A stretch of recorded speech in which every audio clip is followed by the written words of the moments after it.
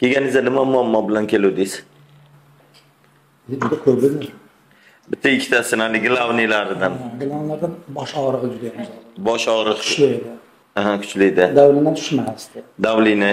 Obeddan keyin shu obedgacha yaxshi bo'lsa, obeddan keyin chiqib ketardi, boshni ko'tarolmay o'tirardi.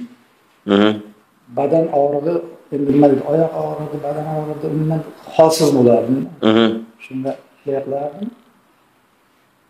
Bu narsalarni mana shu salomatlikni tiklash bo'yicha dori darmonsiz ozroq oldin bilganimda oldinroq kelardi. Hozir men Rostov shahrida 35 yildan beri yashayman.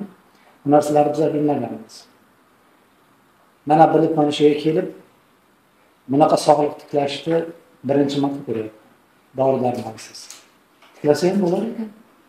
Dorining o'zi keragi yo'q ekan. Bosh og'riq yo'qolib ketdimi? Bosh og'riq umuman yo'q hozir. Davlinachi? Davlina umuman hozir davlina borligini aytmay qo'ydim. Bosh og'riq yo'qolgandan keyin davlinani sezmay qo'ydim.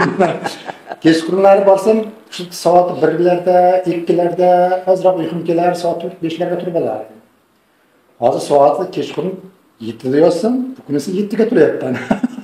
Shunday miyalar dam olganini endi sezyapman-da. Shunchalik o'zimiz charchatgan ekanmiz-da. O'yli bilan, xayol bilan bo'lmaydi deb, tuzalmaydi deb qilib, endi bu yoqqa ketdi derdim. Endi bizni shu bilan endi Xudoyim olib kelsa kerak deb yo'q. Mana Xudoga shukr. Boshqatdan yashardik. Hali borsam xotinimni o'zi tanimay qolsa kerak.